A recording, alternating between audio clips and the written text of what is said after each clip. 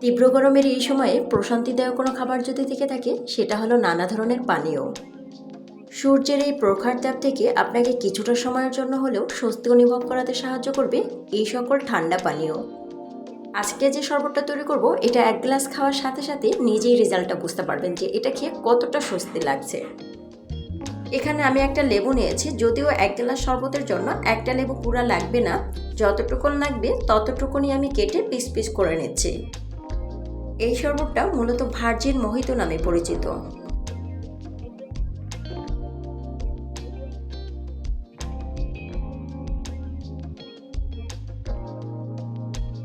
এখন যে গ্লাসে আমি শরবতটা সার্ভ করব সরাসরি সেই গ্লাসে লেবুর টুকরোগুলোকে নিয়ে নিচ্ছি।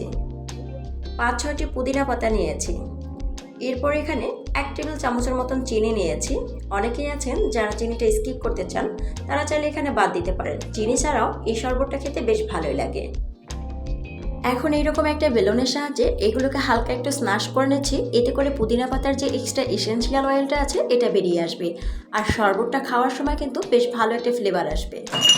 স্লাইটলি এই শরবতটা কিন্তু ঠান্ডা ঠান্ডা পরিবেশন করতেই ভালো লাগে, তাই এখানে আইস কিউবের পরিমাণটা বেশি নিয়েছি। আমি এখানে 7 আপ নিয়েছি। আপনি যে কোনো ধরনের সোডা পানীয় দিয়েই এই শরবতটি অনায়াসে সার্ভ করতে পারবেন। ওই যে বলেছিলাম যারা চিনি খেতে চান না তারা চাইলে চিনিটা বাদ দিতে পারেন, কারণ 7 আপটাই কিন্তু বেশ মিষ্টি হয়। এরকম সুন্দর সহজ এবং সুস্বাদু রেসিপি পেতে অবশ্যই দিলশাহারা চ্যানেলের সাথেই থাকবেন। ভিডিওটি ভালো লাগলে অবশ্যই একটা লাইক করবেন এবং চ্যানেলটিতে সাবস্ক্রাইব করে পাশে থাকার আমন্ত্রণ করছি। আবারও দেখা হচ্ছে নতুন কোনো এপিসোড নিয়ে। ততক্ষণ পর্যন্ত ভালো থাকবেন, সুস্থ থাকবেন। আল্লাহ হাফিজ।